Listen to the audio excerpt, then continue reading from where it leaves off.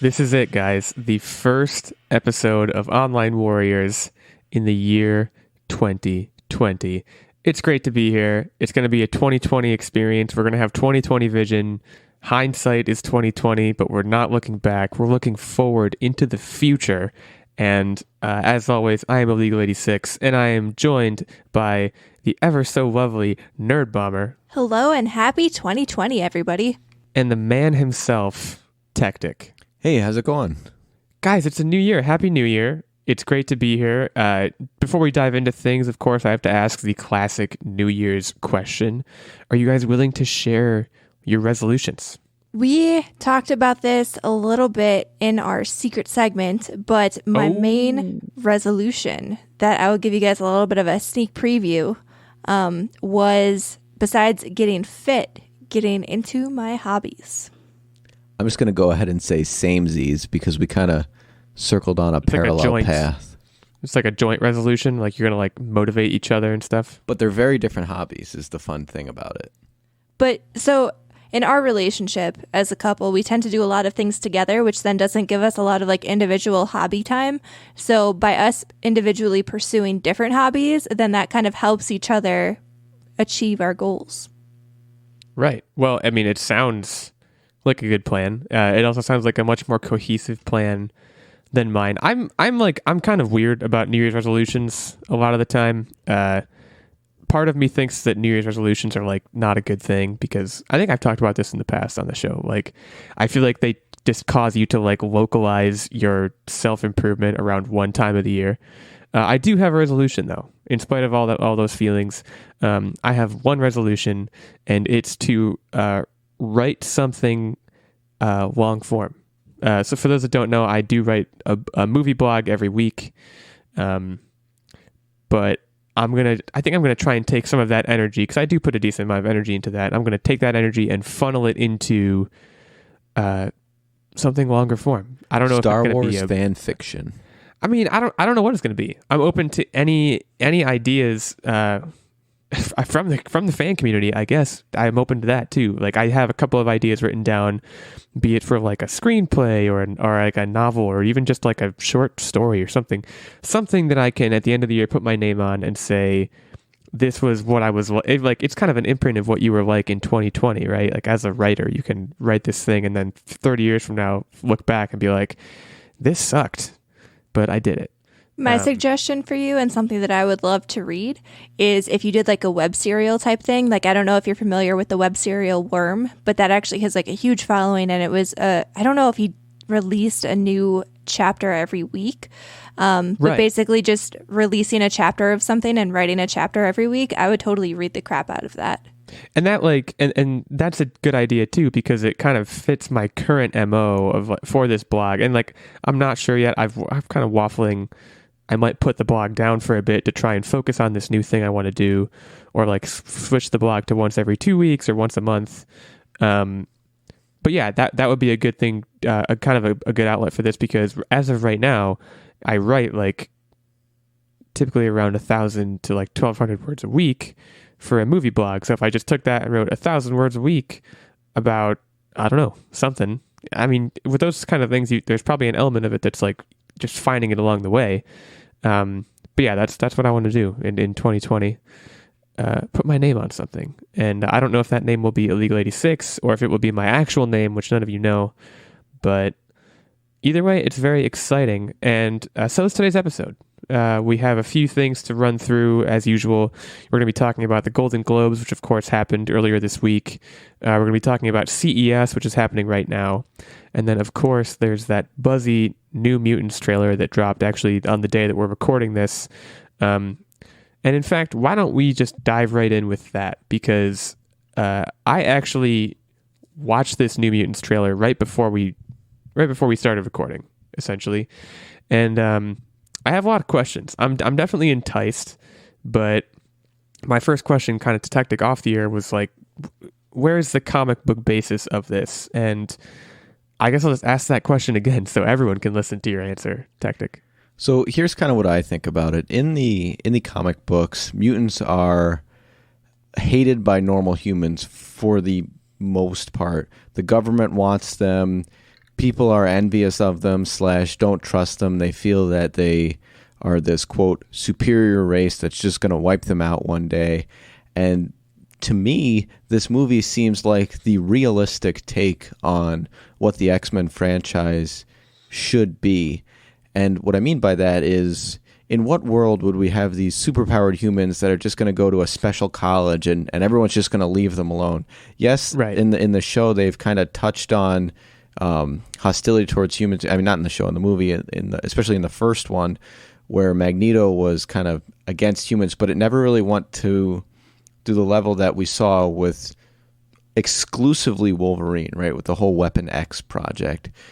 This is showing that it's really any mutant that they can get their hands on. They're putting them into these laboratory experiments. They're killing them off. But what it looks to me is not only are they killing them off, but they're extracting their DNA. So potentially, are they using that for their own weapon? I mean, HIJK elemental P, if you will. And that's why this trailer really, really excited me, simply because that's what it would be like in reality if we had mutants. They would 100% be used as weapons. They'd be treated inhumanely, and they'd be swept under the rug so that no one knew about what was being done to them. Yeah, I mean, out of the comics, looking at like the comic book history, the New Mutants were basically just a group of teenage students in Xavier's Institute. And I think this, like you said, this is a very different take on what we normally see in the comics and in the X-Men movies, and even from Marvel Studios in general. This is such a darker movie, and it looks more like a horror film that has elements of X-Men in it than anything else. And I'm very excited to see this movie. Like, watching the trailer, it just wasn't what I expected out of the next X-Men movie. And it just, like I said, I probably won't enjoy it from the standpoint that I'm not really good at horror movies, but it looks like this could be a really good horror thriller. And even the cast, like, it just looks like this is going to be a stellar movie. I'm hoping that it turns out better than the last X-Men movie. I feel like it has a lot of redemption to do, because I feel like the last X-Men movie was just not great. It kind of bombed critically and with the fans. So I think this new take on it kind of gives it a fresh start. You've got a fresh cast of characters. You've got fresh talent being infused. And I think it's going to be unique in that it stands alone from all of the other Marvel movies that we'll be getting in the next few years. So I'm actually really excited to see this. I know we talk about it ad nauseum, how we kind of have like comic book movie fatigue, but this looks something new and refreshing. And I think this is what needs to be injected into comic book movies to keep them fresh and exciting. And the other side of it too is, even if they're not just like murdering them, what if they're just trying to destroy their will, right? What's the best way to control someone? To just break them down till they're a shell of nothingness. And that's crazy to me that they're taking this approach. Now, so I think everything you guys just said is right, especially the fact that it looks, above all, it looks like something that's suitably different. And like, you know, we talked about Black Widow's trailer a few weeks ago and how we weren't feeling that, essentially. It just didn't, the timing was wrong, and it looked like the same old thing again. This looks very fresh, very different, tonally at least. And like you said, you have Charlie Heaton from Stranger Things, you have Anya Taylor-Joy from Glass and Split, and you have, of course, I can't think of her name. Arya Stark. Maisie Williams is her name? Yeah. So you have all this star power being injected into what seems like a very fresh story. I think, you know, with the last X-Men, there's really nowhere to go but up. But this looks like it could be a very strong upward turn for the franchise. Now, my main question is, and you mentioned that, you know, in the comics, it's a group of teenage mutants, and they're at the same school as usual. Is this building that they're shown in, like, it looks like a haunted house, but is it the same school, or is it supposed to look like the same school as what we've seen in the past X-Men movies? Because I was thinking that for a lot of the trailer, and I wasn't sure. I was trying to figure that out, and I couldn't. I think Xavier's school is meant to look like a college campus, whereas this one is meant to look like a hospital campus, or So I didn't get that. Okay. I guess I could see campus to campus parallels, but to me, I got a different feel altogether. Well, I think and there's certainly an element where, like, I probably saw it because I wanted to see it, because again, what we know of X-Men right now, at least from a cinematic standpoint, is everyone's happy they're at this school, and then like something goes wrong and they all work together and fix it. This is going to be completely different, and I feel like it's be probably meant to draw parallels to Xavier's Institute and basically be like the antithesis of everything that it is. A twisted version of it, right? Yeah, which I think is brilliant because, like you said, you see when the trailer starts, like it looks like it should be Xavier's Institute, and then that very quickly falls apart. And I think in a movie setting, that could be super interesting because it basically breaks all of your preconceived notions of the X-Men and even the characters' personas. Like normally you do get like the X-Men are brought to Xavier's school and they're taught to like harness their powers because they're kind of troubled and they don't know how to deal with the new developments of their mutant powers. But I mean, these characters all had some pretty dark pasts, like they killed people. And so I think this is just like a completely different spin on X-Men, and like Techtic said, probably what would happen because the majority of humanity would be scared of these type of people and how their powers are manifesting. Right, and I think the one thing that I liked the most about the trailer is like another thing. X-Men's a great franchise, but another thing that you see from them that comes across as a little bit campy is like when you're introducing these mutants, you're like, oh, this is the guy that shoots ice out of his hands, or like this is the Cyclops guy, or like everyone's like this guy that has this thing, like this is our super fast guy. The thing about this trailer is that you get the backstory of the main cast of characters. You see them sitting in this sort of group therapy circle, and they're saying, oh, I killed this many people, and this thing happened to me. It's unclear, both visually and like in terms of what the characters are saying, what their powers are. And it seems like the main character, they don't even know what her powers are, and they're trying to figure that out. And I think that adds an element of excitement to both the trailer and hopefully to the movie. I'm hoping that in the next trailer for this movie before it comes out, they don't show too much about what these people can do, because that's one of the exciting parts. When you go to see the movie, you're thinking, okay, Anya Taylor-Joy has killed, what did she say, 19 people or something. How did she do it? It's almost like you get to grow with these characters throughout the movie. It's not like you know who they are. Because, I mean, let's be real. Every superhero movie, too. And I don't know if these characters have a comic book foil. I'm not that familiar with X-Men. But for the most part, you walk into a comic book movie and you know exactly what the powers are. You know, for the most part, what their personalities are going to be like. You know what their enemies are and everything like that. And they're all archetypes, basically. Exactly. And this feels like you're going to be able to actually discover these characters for the first time walking into this movie. And I really like that. Yeah. That was my biggest takeaway is we don't know what these characters can do. And that's exciting because, you know, in almost every other Marvel movie that's happened in the past 10 years, even the ones that introduce new characters, we have a pretty good sense of like what they can actually do. And that's what, like, when I'm thinking about past Marvel characters, that's what makes characters like Vision so exciting, because Vision, you didn't really know. Even going into Age of Ultron, you didn't know what he could do. And Vision didn't know what he could do. So like, it was just, I think that added another fold to it, and I would hope we get something similar here. So go ahead. As always, I like to interject my fan theory. Please. So the main character, they never ever said her name, and I'm not going to look it up because I don't want to ruin this theory. And by name, I mean like the role she's playing. But they say that she survived an accident because of her mutant powers, and the power she showed was this fiery thing. I'm wondering if she's Jean Grey in this, and that was the Phoenix coming out, and that's what killed her family. Boy, I would really hope that they don't do that, just because of how badly this last movie, which was centered around the Phoenix, I know how badly that did. Like, I would think they would shy away from that.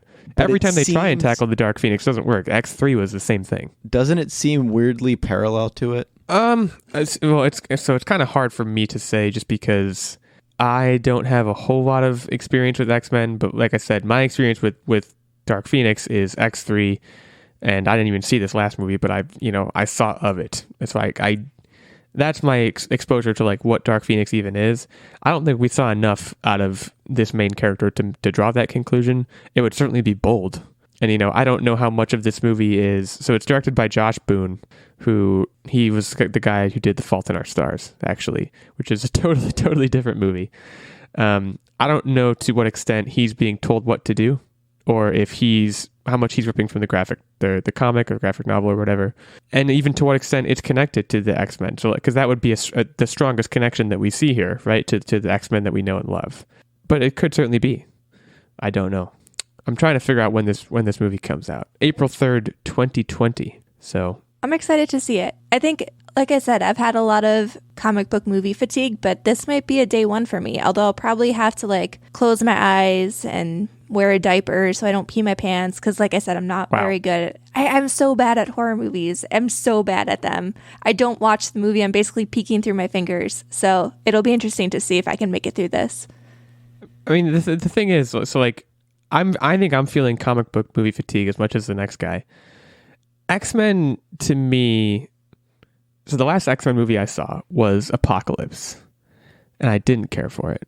And like, even before that, what was the one before that? Days of Future Past? Days of Future Past was pretty good. Apocalypse was not very good. I was like, I'm taking a break from X-Men. So I did not see Dark Phoenix, which by all accounts was a good move. X-Men, I'm hesitant to say I'm ready to get hurt again, but like that might be where I am with them, because they're disconnected from the rest of the Marvel machine, right? You're not as much signing up for like interconnectivity between 3 other franchises and a million other characters. There will probably be an element of that because that's the age of cinema that we're living in, but like I think it might not be as strong as what you get with the MCU. Well, I think I was reading somewhere that this was pitched as a trilogy. I don't know if they're going to move ahead with it as a trilogy or if this will end up being a standalone movie. But if it is just like a standalone trilogy, I would sign up to follow these characters and not have it necessarily be so intertwined with the rest of the Marvel universe. Maybe like the Logan universe that was set up, but not the whole Marvel Cinematic Universe.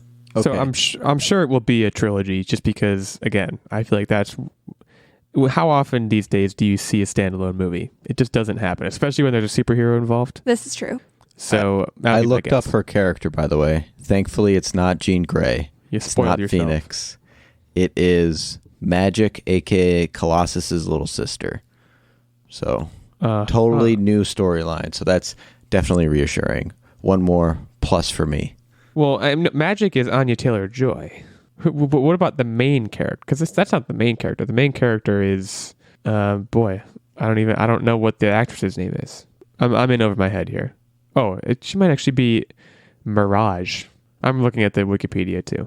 Or Cecilia Reyes is the medical doctor. Anyways, there's a lot to parse here. It doesn't look like Dark Phoenix is involved, thankfully. But New Mutants is coming April 3rd, 2020. Any closing thoughts, Techtic? I'm excited to see it, and let's keep the fan theories going. Yeah, that's a really good point.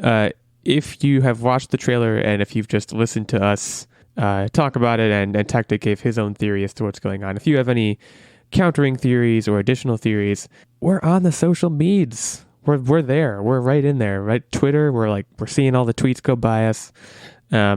So go hit us up there. I am at OW Illeagle86. We have at OW Nerdbomber and at OW Techtic. And then, of course, there's our main account for the show at Online Warriors 1. So go hit us up. We'd love to chat with you about New Mutants or anything that we're going to talk about in this episode, or anything at all. I'm just waiting for someone to ask me some dumb question like, whether I prefer chocolate or vanilla. I prefer vanilla, by the way. Boo. So I've answered that one already, but come up with another question like that, and I will be happy to answer it. You're a chocolate man, Techtic? Dark chocolate man. Well, okay. I mean, that's like, now you're really going outside the box. I don't like milk chocolate. Don't like white chocolate. I just like dark chocolate. I kind of like orange chocolate. Orange chocolate's pretty dope. Wow, you guys are chocolate weirdos. Just give me a Hershey bar and I'm all set. What's it, too sweet for you, Techtic? Yeah, I prefer the bitter. Like what percent dark? Are you like 80%er? Are you like crazy?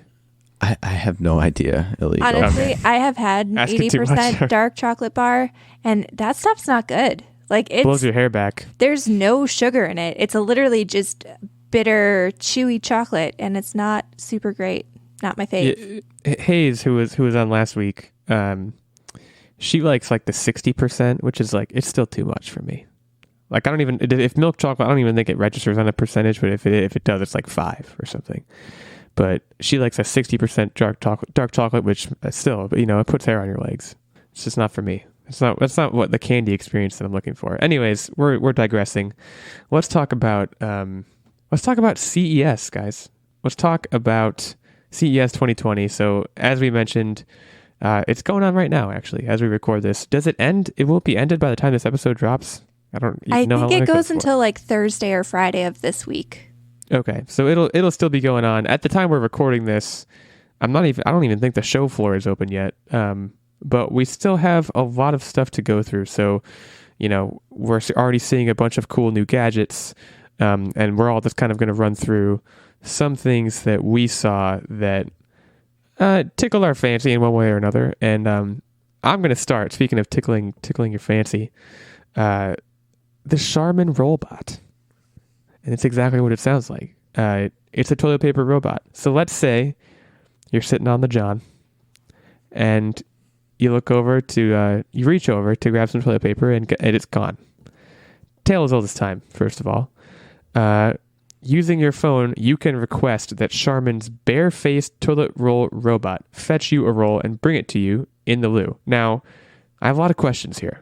First of all, there is actually a bear's face on it. That's not exaggeration. I'm looking at a picture of it right now. Here's my main question. What if the door is closed? What if the door to the bathroom is closed and the robot... I guess where's your toilet paper? There's a lot of variables here.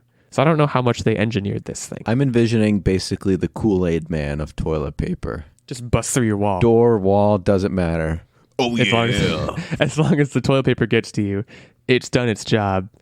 The cleanup of the damage and the debris, that's on you. He got you the toilet paper. Personally, I feel like this has to be more of a marketing gimmick than anything else because I have a lot of issues. So first of all, like you said, the door could be closed. Secondly, how big is your bathroom that like you can't just reach under the sink and grab the toilet paper yourself? Because normally, I don't know about you guys, but I keep a spare roll of toilet paper in addition to in the closet under the sink just in case of emergencies because the sink is like right by the toilet. So you're always hatch. Exactly. So like how big is your bathroom that you can A, store a robot if the door is closed, and B, why can't you just like reach under the sink, grab one? And then my other thing here is if you're going to be stacking the robot, because like what happens if you call this robot but then you didn't refill it, so then there's no toilet paper on it, you're still SOL, literally. Then you might as well just stack under the sink if you're doing that. I don't know. So I think you raised a lot of great points. I love the idea of this. I have pretty much the same questions about the execution. I mean, what if you like you said, what if you're in a half bath that there's not a lot of room to move around in there? Plus, when this thing isn't giving you toilet paper, where is it? Is it like a Roomba? It's like in a little pod, just like watching you. Like probably that's the thing. It's sitting in the corner of your bathroom, just staring at you with that big happy bear face. That's the thing is if it's not in your bathroom, how is it going to open the door? If it is in your bathroom, it's watching you poop when you don't need it to give you toilet paper. Even if you don't need it, it's there watching you. And, you know, people are scared of every piece of technology watching us nowadays. For those of you even add to the list. Remotely considering this, they have aesthetically pleasing toilet paper holding towers that you could slimly put in your bathroom. I do have to ask, what would you name this sucker if you were to own this and have it in your household? Like, you're out of toilet paper. What name do you call this robot when you are in dire need of TP? Well, Buddy. No, you got to call him. I'd treat it'd be like a son to me. So obviously it's poo related. So I'd call it Squirt. That's pretty good. That's pretty good. Nerdbomber, what do you have? I would call it TP30, like Star Wars. Get it? TP. Ha ha ha. See, that's pretty good. Buddy, I feel I was completely blown away by your two answers.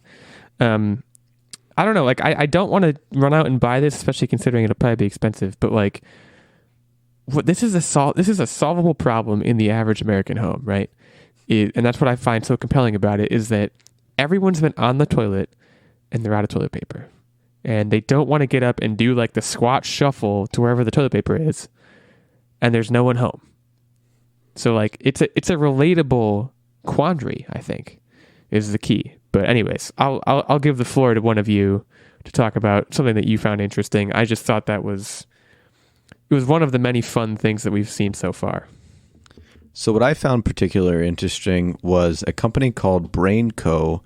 is now undergoing FDA approval for a new prosthetic hand that will cost around $10,000 and will interface with your brain waves and a little bit of muscle movement to give lifelike motions and interpret your intentions, which is, in my opinion, a great step forward in prosthetics. However, the one thing I don't like that I want to probe a little bit is the price tag on it, the $10,000.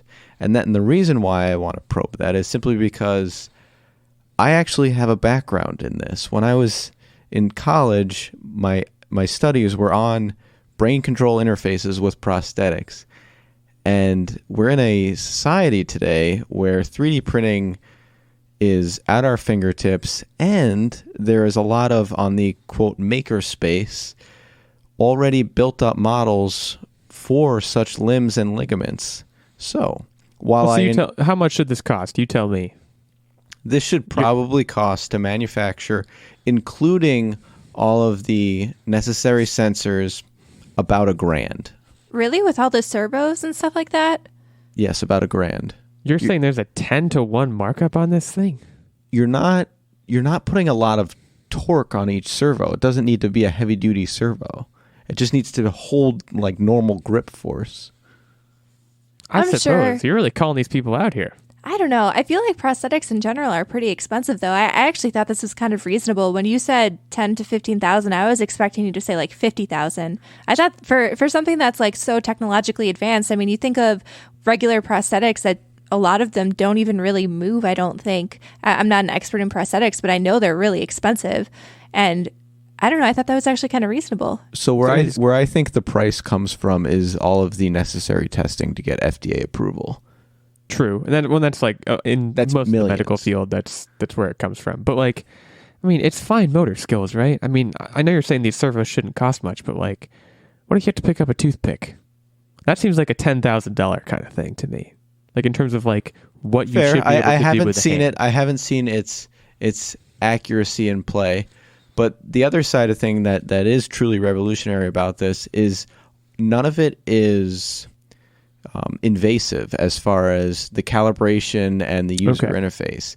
So there's nodes on your scalp that you don't need to shave your hair or anything to get. You just got to make sure you have a good contact that you would stick it to. And your link is open. Once you calibrate all of the nodes to your specific brain waves, you're good to go.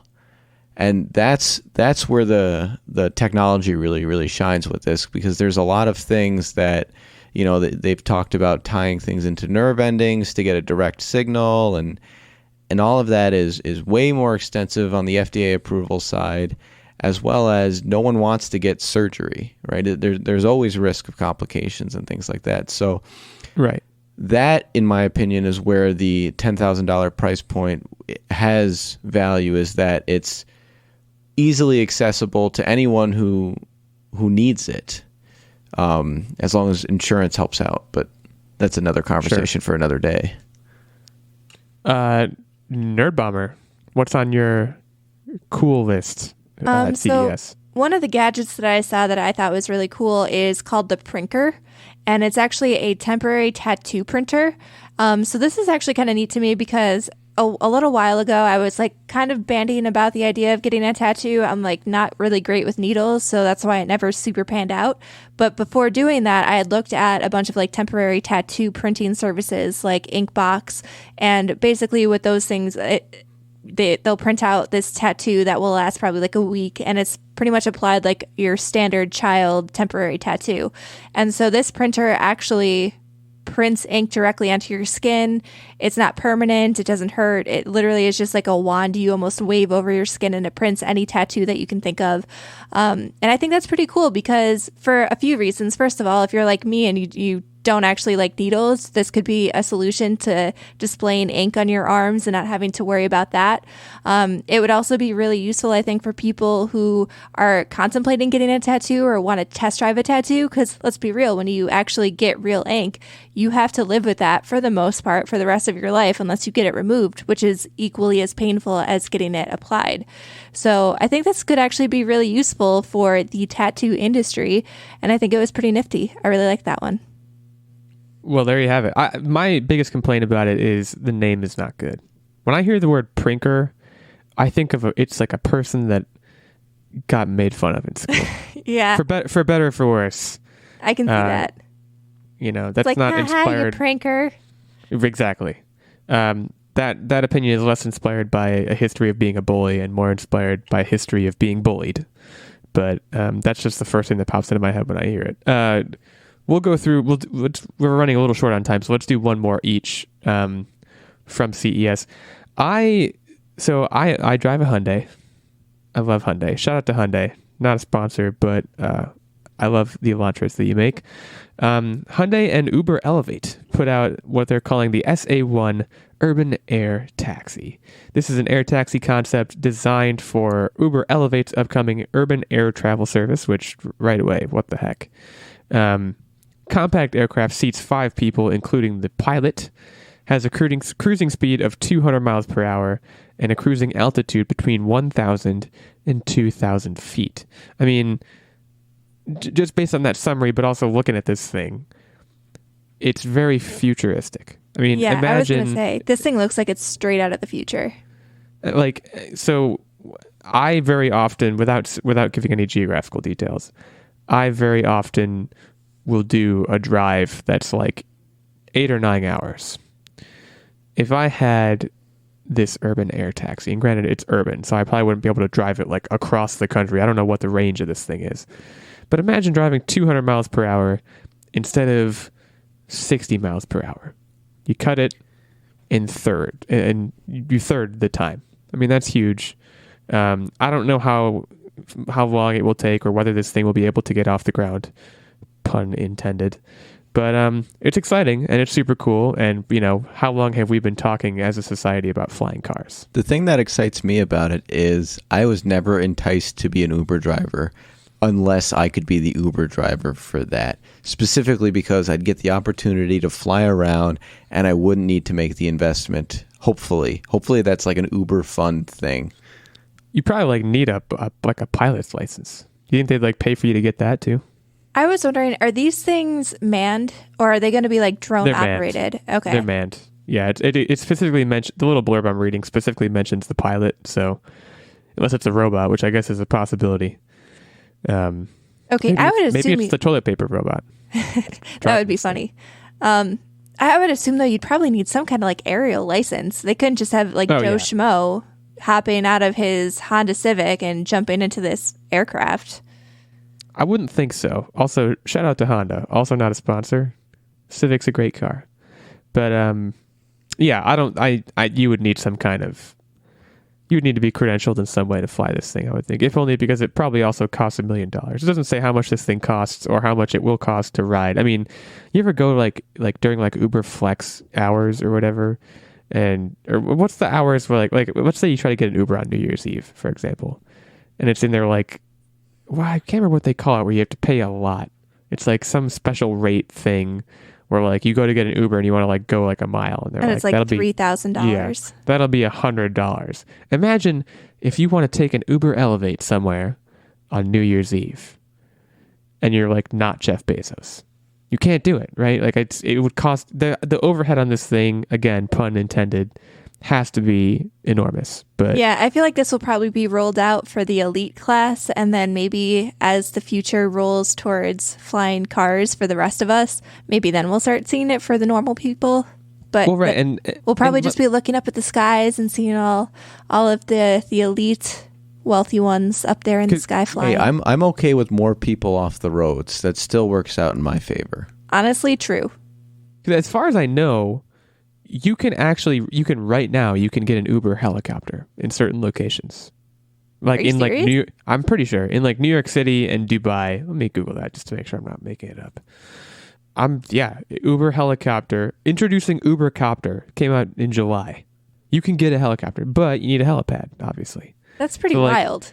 But that's the same thing with this. Is like, it looks cool. It's a big plane. You can't park that thing anywhere. I don't even know if it does vertical landing and takeoff. Like, yeah, that's true. Where would you take this thing? It just looks like a plane. You would need to park it on a roof somewhere. I have no idea. These are all questions. Again, I'm just looking at a little blurb, so I don't really have all the deets on it, but it seems cool, so I mentioned it. Techtic, what do you have? So the other thing I want to cover is the Ergonite headband. It also measures brainwave. I have a theme. I'm really interested by the brain, guys. But this one measures your brain activity while you sleep. It's a band that you wear over your eyes to help. Oh yeah, I saw this one. Get you just a little bit extra shut eye, cancel out some of the ambient light, but also while you're sleeping, it measures all of your brain activity and isolates key games and different exercises that you can do about 20 minutes a day, 3 days a week, to then reduce the time it takes you to fall asleep and sleep more sound throughout the night. I think that's absolutely incredible. What do these games look like? I definitely need something like this. It's various things. It's mainly more of a game like do this exercise or count sheep, basically, but a little bit more. But it's a little bit less trivial than that. These activities, yes, are done during the day, and I assume they're meant to exhaust your brain. So maybe, I mean, for me, if I read a book for all of 6 seconds before bed, I fall asleep. That is my neuro trick. But who knows? Based on everyone's brain is different and everyone's neuroactivity is different. Everyone's probably got a little secret sauce that helps knock them out. That sounded creepy. My secret sauce is just NyQuil, just straight up. It's actually it's like a sauce. That's super cool. I'm wondering how this thing works. Like, what if you're having like a crazy dream? Like, what if you're like on a yacht playing Yahtzee with Sting, like in a dream? Like, does it know? Does the thing? What is it? You'll wake up the next morning say? and it'll just say WTF, mate. You're right. I'm wondering if it knows you had dreams, and if it knows the dreams are particularly intense, it's like, man, what happened? Like, there's a lot of questions here, but there's a lot of questions with a lot of this stuff.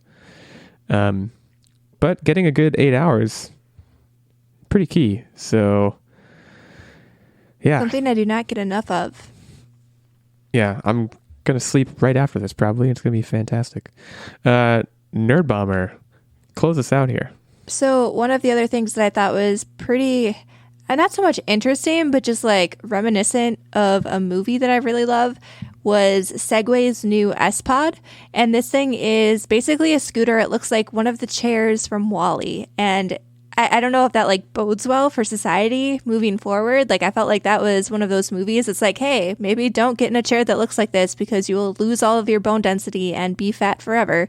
But it's basically a new people mover, and you're seated in this thing. It's based off of, actually, they said the gyroscopes from Jurassic World. They use it as inspiration for their standing scooters.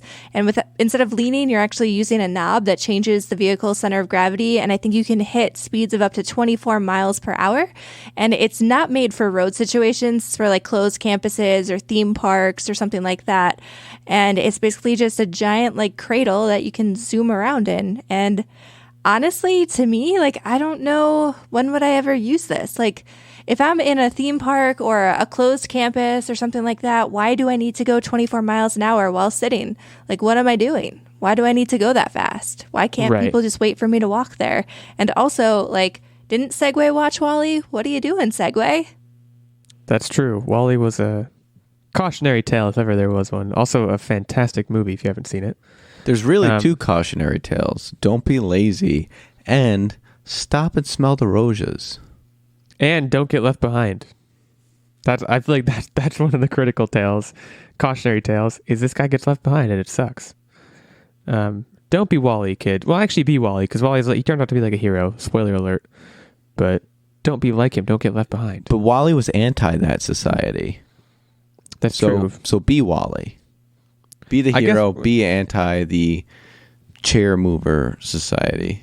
Well, Wally was just cleaning up trash. He was doing it for all of us. So, yeah, be Wally. Definitely be Wally. And be listening for the next however long, because we're going to shoot it over to some of our friends for a quick ad break. Hey, this is Ken M. Padawan J. Coach Duffy. From the Ocho Duro Parlay Hour podcast. Every week, the ODPH is talking sports, movies, TV, comics, and more. It's always a parlay of topics on each episode. You can find the ODPH on Apple Podcasts, Google Podcasts, iHeartRadio, Spotify, Stitcher, Podbean, and wherever you find great podcasts, such as the one you're listening to right now. Don't forget to check out OchoDuroParlayHour.com, where you can find the links to all of the ODPH social media accounts, links to the bands whose music you hear each week on the show, hashtag 607 podcast info, and parlay points, our companion blog section of the show. Thanks for listening to the ODPH. Now get back to your regularly scheduled podcast. We are back.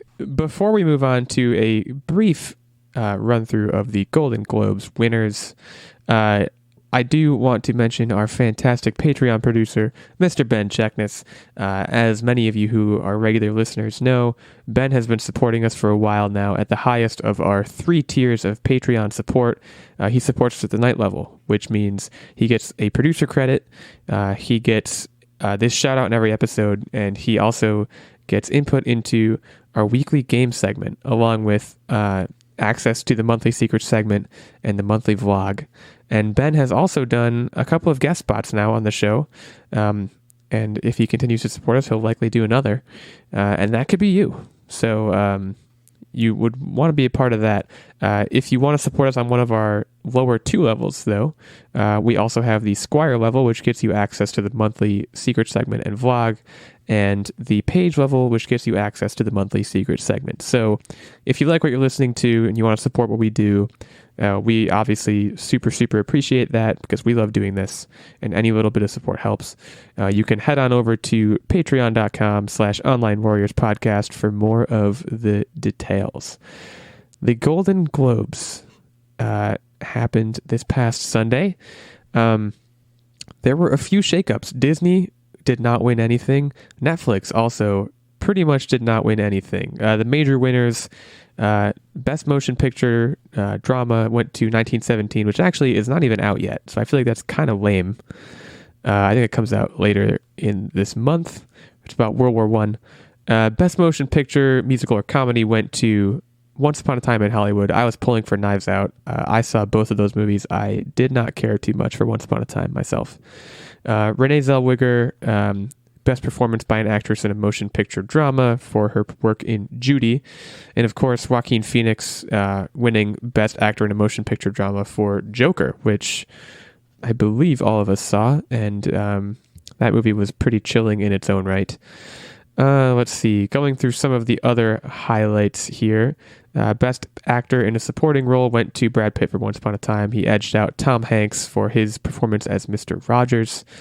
Taron Egerton won Best Performance by an Actor in Musical or Comedy for Rocket Man. Notice nobody from Cats. Nobody from Cats was even nominated, because why would that be a thing?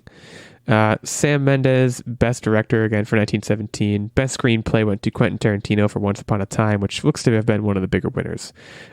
Disney missed Best Animated Motion Picture for the first time in what has to be quite a while. They had Frozen 2, The Lion King, and Toy Story 4 all nominated. I did not see Missing Link, which was the winner.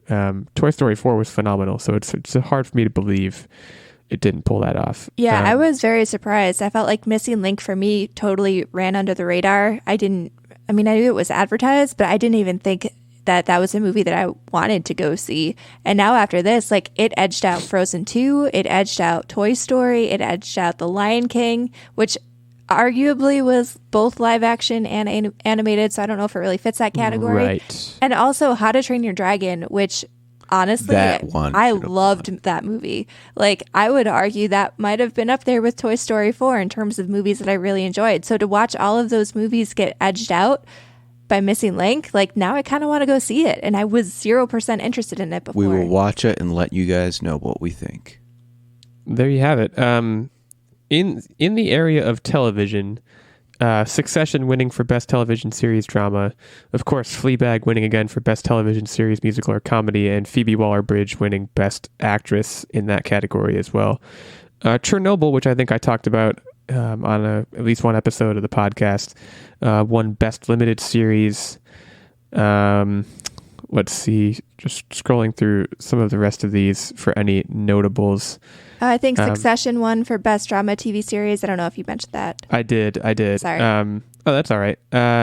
Best Performance by an Actor in a Television Series, Musical or Comedy went to Rami Youssef for his show Rami on Hulu, which I've never even heard of. Him accepting that award was by far my favorite thing because he was just perfectly awkward with it. He literally walked up and said, "Oh, you guys probably don't even see my show." Like, he stuttered just like that. And he said, "Oh, you guys must think I'm the editor. Okay, thanks, bye." Like, it was just wonderfully awkward and hilarious and so true, because this is another one of those kind of under the radar good shows that you gotta check out. Yeah, like I've seen it on Hulu, like I've scrolled past it, but I honestly, like, I haven't heard any chatter about this show, and now again, it's something that it makes me want to go see and like watch. Because he beat out Michael Douglas, Bill Hader, Ben Platt, and Paul Rudd.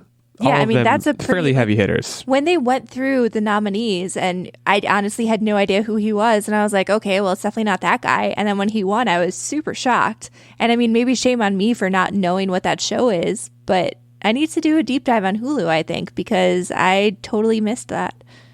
Yeah, Hulu in general is one that I struggle with keeping up with things there. I mean, Killing Eve, which I think was also nominated for Best Drama, and had a couple of nominees in the acting categories as well, is one I've been meaning to watch for a while and haven't gotten around to. And of course, Fleabag on Amazon Prime has been just essentially sweeping the awards. It did super well at the Emmys and again did super well here at the Golden Globes. So yeah, we don't have time to dive any deeper into the Golden Globes, but congrats, of course, to all the winners. And we'll see what television and film bring us this year for next year's awards. Let's talk about what we've been doing here in the beginning of the new year. And let's start with my good buddy Techtic. What do you have for us today? Okay, so my big thing for this past week was Nerdbomber and I binge watched a show called Living With Yourself. Which I do believe we did talk about that when the trailer launched, but we put it on back burner for a very long time. Yeah, so yes, that was what he was nominated for. It does star Paul Rudd, and for those of you who don't know, I am an identical twin, and the show is about him kind of being stuck with an accidental clone of himself, and a lot of the parallels of that to my own life I just found incredibly hilarious, first off, because they were basically competing the whole thing for this life, which, needless to say, I'm winning, I think. At least I think I'm winning. But wow, it is a very relatable thing for an identical twin, and the camaraderie / comedy behind it, but also the drama that was manifested from these situations was also really quite well. And overall, we binged it in like a weekend, and I don't think I remember the last time I've watched a show that quickly. So I do highly recommend it, even if you're not an identical twin. Hayes and I actually picked that show up back when it first came out, and we got a few episodes in. We stopped. I don't remember why exactly. Not because it was bad. I think we had a lot going on at the time or something. So we'll have to pick it back up. I will say, I love Paul Rudd, so it did have like funny moments, but it got a lot darker, very serious, and serious, more so than I expected it to get. But it was riveting, honestly. Like, every time an episode ended, we just kind of looked at each other and we were like, okay, we have to hit the next button because I need to see what's going to happen now. And just the way that the show bounced from perspective to perspective, like, it didn't just focus on the original Paul Rudd's character. Like, it showed one episode was from the perspective of the clone. One episode was even from the perspective of his wife, kind of. And I really liked how it jumped around, and it made you empathize with all of the characters. So, like, you didn't really know who to root for. Like, you kind of always rooted for the original a little bit, but you still kind of empathized with all of the other characters. And it was brilliant, in my opinion. I don't know. I really liked it. It was a good show. Well, And like you said, I mean, one thing I remember about it pretty much right off the bat is that it's very serious. It's more serious than you would expect. So I think you should be prepared for that going in. But that is a kind of a narrative challenge, right? Is make the audience root for a clone is like, I think, an interesting narrative challenge. Mm-hmm. So shout out to Living With Yourself. Shout out to Netflix. Nerdbomber, anything additional to add on what you've been up to? So I received the Ring Fit Adventure for Christmas from my parents, and I finally got a chance to try it out over the weekend, and I will say I was super impressed with what I've gotten a chance to see so far from the game. I've only done 2 about 1 hour workout sessions each, and I will say that first of all, the entire ring system, I wasn't sure how that would work and how effective it would be at tracking movements and tracking your exercise. But honestly, it seemed to be pretty good when I was doing squat movements. If I didn't get into deep enough of a squat, it would not register. It would tell me oh, you have to get lower. And all of the workouts that they had you doing, I felt muscle burn a couple days after. I'm still kind of sore. My quads are beat right now. And the gamification of exercise was super satisfying. I think they did a really good job making it a fun kind of RPG story. They also do a really good job of making sure that you stop and get water and rest and make sure that, especially if you're new to exercise, which I've been going to the gym a lot the last couple weeks, but if you're newer to exercise, making sure that you don't overexert yourself. It made me recognize the technical wonder that is the Joy-Con. And I mean, every time I actually look at the Joy-Con's capabilities, I get astounded. But there's the IR receiver on the bottom of one of the Joy-Cons, and they actually utilize that to track your heart rate at the end of a workout. And I measured it up because I have a Garmin smartwatch that I wear all the time. And I measured it up against the heart rate that was giving me, which I found to be pretty accurate, even against workout machines. I've measured it, and I'm pretty satisfied with its accuracy. And I would say that the Joy-Con measured probably within 5% accuracy every time that it took my heart rate, which I thought was super impressive. Overall, I think if you're new to exercise, I think this is a really good way to get started. It does a great job of teaching you different exercises. It's very well rounded. There were leg exercises, arm exercises, core. There's even yoga poses. I mean, it's really good. It even adjusts strength based on they have you push in on the ring con and stretch it out to kind of see what your physical fitness level is. And it's willing to adjust the number of reps or how hard you need to squeeze the ring con per exercise. Overall, I'm just very astounded by how good it is. I saw a lot of the reviews that said it was a very good game and that the technology and the equipment was good. But I guess I just needed to see for myself, and I am blown away. So I'll probably be playing that more. Obviously, I think it's going to be a good stopgap for the days when I can't get to the gym. And I'm very excited to keep using it because I'm sore, so it must be working. I didn't even know the Joy-Con could take heart rate. I did not either until I learned. The little dialogue box came up that was oh, place your thumb over the IR sensor. And I was okay, well, this can't be accurate. But I was shocked. It was pretty accurate. I liked it. Wild times. On my end, game-wise, I have not yet started Control, but that will be on my slate in the coming days. So I'm sure next week that's what I'll be talking about. What I want to talk about this week is when I'm home for the holidays, one thing that I often do with some friends is play a bunch of board games. And there's 2 that I want to shout out that I played. One is called Clank in Space. It's a combination deck builder and kind of survival adventure is what I'll call it, and it takes place, you guessed it, in space. About an hour and a half playthrough, at least the first time we were playing, because there was some ramp up with learning the rules. Had a really good time with that one. That's a little bit heavier. One that's a little bit lighter is called Spirits of the Forest, and it sounds lighter, and it is lighter. That probably was about a half-hour playthrough, and that's much less deck buildery and much more I don't want to say tile placement, but a similar mechanic to that. That's much more relaxing. I played that game while drinking a cup of green tea, and it just put me in a very good place. So I will probably be playing more board games. I actually got a board game from you 2 as a gift, Space Explorers, which I will be playing in the coming days with some friends here. So I'll be reporting back on that experience as well. Board games are great, guys. If you're not in the world of board games, it's a very rich and diverse world right now. So you're going to want to get a piece of that. Yeah, I feel like board games have really had a resurgence in the last probably like 5 years or so. They've been bigger than ever, and I feel like there's always new games coming out that aren't just like throwaway party games. Not that party games aren't good games, but like they're very well thought out games, and there's a lot of them coming out, and I feel like it's like kind of a golden age for board games, and it's going unnoticed. Well, so I think it pairs with the kind of the resurgence of nerd culture, which like you could argue shows up in the fact that this podcast exists. Like nerd culture is very mainstream now.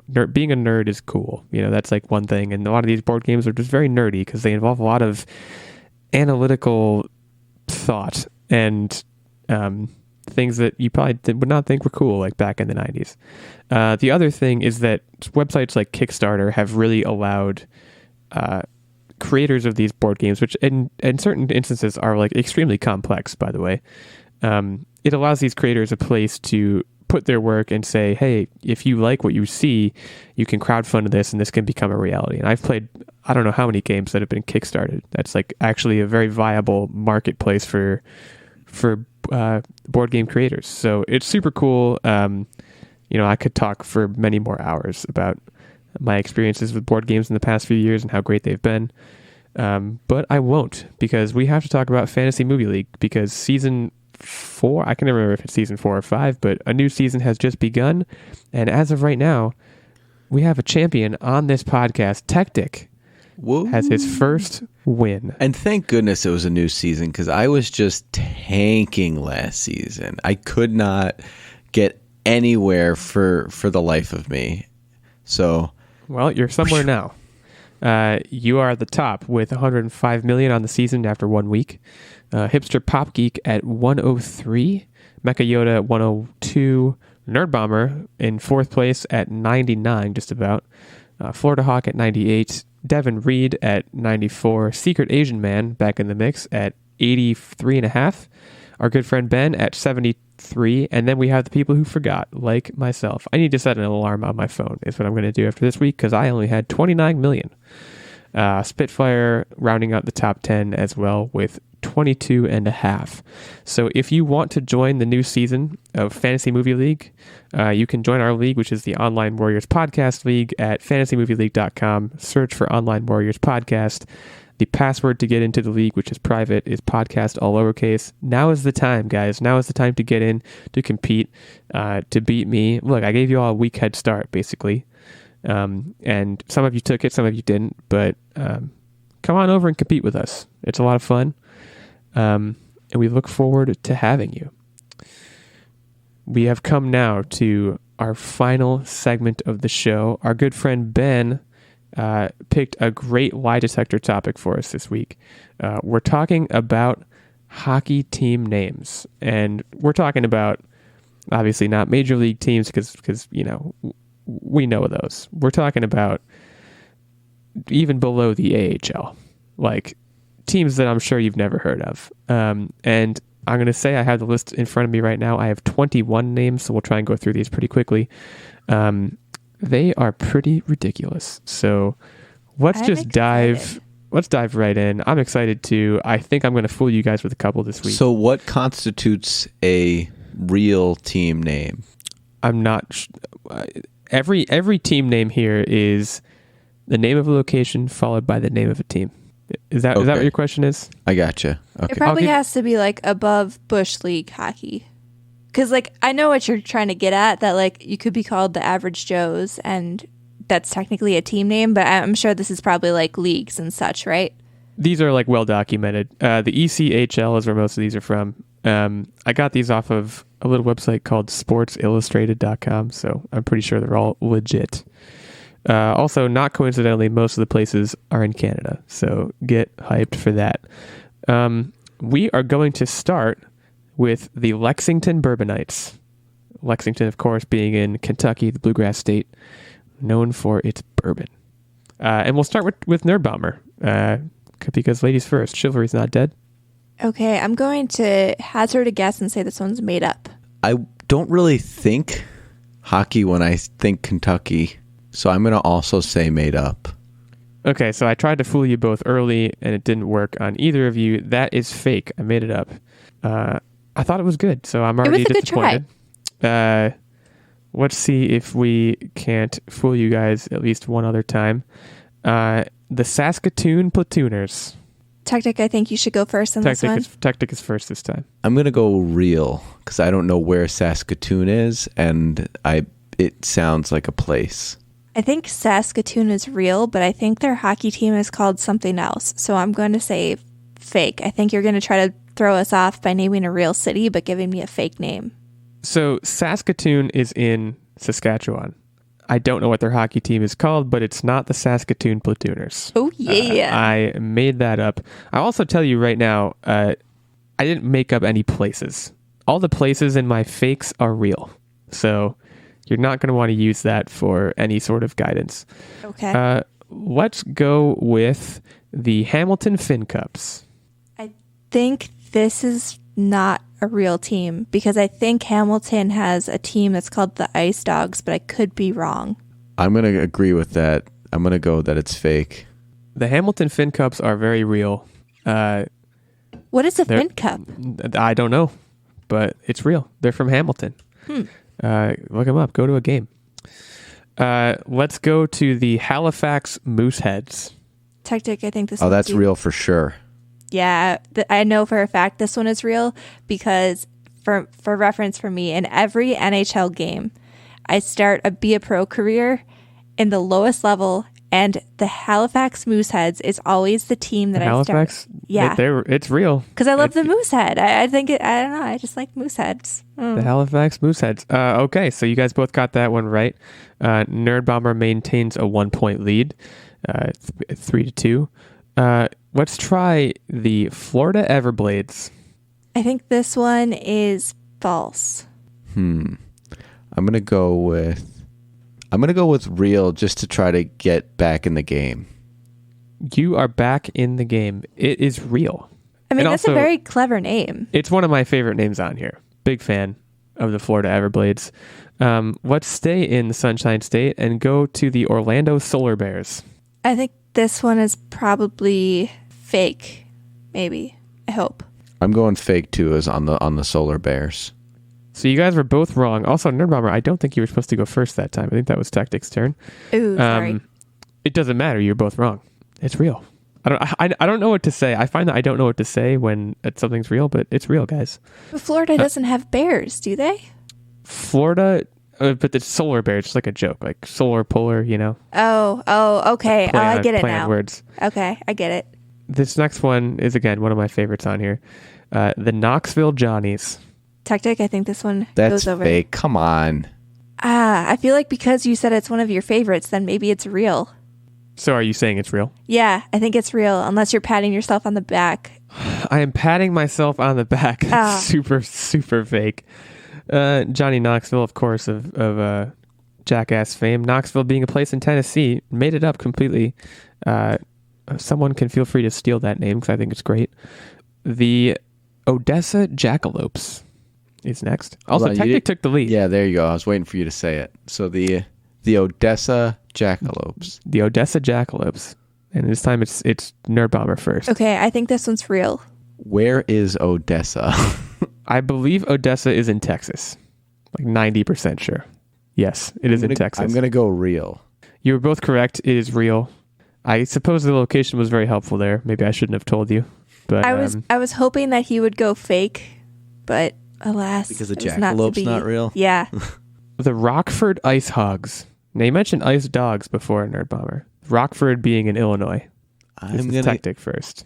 I'm gonna go real.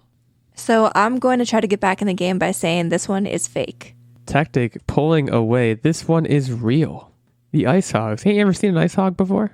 I have. I just didn't know where they were located, I guess. Like, I knew it was a team name somewhere. I just didn't know where. Ugh. How many of these do we have left? Do I have a chance to get back in the game? Oh, if you guys want to, I mean, it depends on when you want to stop. I think there's like 10 left. There's quite a few left. I will leave it up to you as the quiz master. See, let's do 5 more to give you a sporting chance. What do you say? Okay, I'm done with that. And let's start with the Thunder Bay Thunder. I think this one is real. I think it's also real. I fooled you both. It is fake. It sounds like it could be real though, because of how good it is. So there's a win It was for actually- me, the Quizmaster. It was actually so bad that it had to be real. The Thunder Bay Thunder. Yeah. I you know what? I accept that as a logic for why it had to be real, but it was fake. I made it up. The Providence Suites. I am going to go with real. I'm going to say this is fake. This is fake. Nerdbomber gets a little bit closer. Oh, It's now yeah. 6-5. Sweet Providence. That's why I just said, okay, flip that and make Providence Suites. Providence, of course, being in Rhode Island. The Columbia Records. I think this one is going to be real. So there's this one and then one more. Then it's up, right? There's 2 more after this. Okay, can you repeat it? Columbia Records. The Columbia Records. Can you use it in a sentence? I cannot. Oh, the Columbia Records scored. I don't know. What do hockey commentators say? I'm going to go real. It is fake. So you both said it's real. It's fake. We stink at this. Made it up. I think I'm doing a pretty good job. Yeah, you're fooling us a lot on these ones. This is good. I like this. Let's do Macon Whoopee. Macon is a place in Georgia. I'm not saying Macon Whoopee is like the sex thing. Oh yeah, Techtic, this is you, right? That's fake. There's no way. That's fake. In the interest of trying to get ahead, and also the fact that I feel like some team somewhere would think that this is hilarious and do this, I'm going to say real. This is real. Oh, Macon yeah. Whoopee is real. So we're tied. Where is Macon located? It's in Georgia, I believe. I'll tell you what. Let me fact check that for you really quick. So while you're fact checking, can you please tell us what the logo of this looks like? Like, is it a whoopee cushion or like what is? Well, I can look that up too. And like, is the mascot a giant whoopee cushion or some It's kind of just like? It's just a leaf. It's very Oh. similar looking to the Toronto Maple Leafs, which is kind of underwhelming. Macon is in Georgia, and yeah, this is part of the Central Hockey League, which I don't know. I don't know what else to say about that. I don't even know anything about the Central Hockey League, but it's real and it's spectacular. Okay, so we have one more here, and we're going to go with the Beaumont Boilers. Beaumont, Texas. I think I go first, right? I don't remember who went first last time. I want to say it's Nerdbomber. I think this one is real. Can you repeat it? The Beaumont Boilers. That's real. Well, we have to do another question because you're both That wrong. does not help us. It is fake. Let's do the Humboldt Pies. That's real. This one is fake because Humboldt does have a team, but it's not the Pies. This is fake. Nerdbomber, the come from behind victory. Humboldt Pies is fake. Humboldt Pie. A lot of, it's funny. I think, and Techtic, you touched on why I was so successful here, is that all of mine were so stupid that they couldn't possibly be fake. They had to be real, but they were fake because I made them up. But I mean, when you had Macon Whoopee thrown in there, Yeah, like, that's what threw me off. So I said, Humboldt tough. Pie. That's got to be real then. So there was one more, and the game's over, but there was one more fake one that I had that I didn't use, and it was the Lloydminster Abbeys. I just looked at a map of Canada and would pick a city and just make a team name up. That was my process here. that's a pretty good idea. Hopefully it came through. Congratulations to Nerdbomber. You will be hosting next week's quiz, whatever it may be. And hopefully you, the listener, will be there for that because we always love having you. And we appreciate you continuing to show up. Again, if you want to hit any of us up on the social medias, we are on Twitter at OWLegal86, at OWTechtic, and at OWNerdbomber. We're also on Instagram at Online Warriors Podcast, and we have a main Twitter account at Online Warriors 1. And you can also hit us up on Apple Podcasts and leave us a review. We would really appreciate that.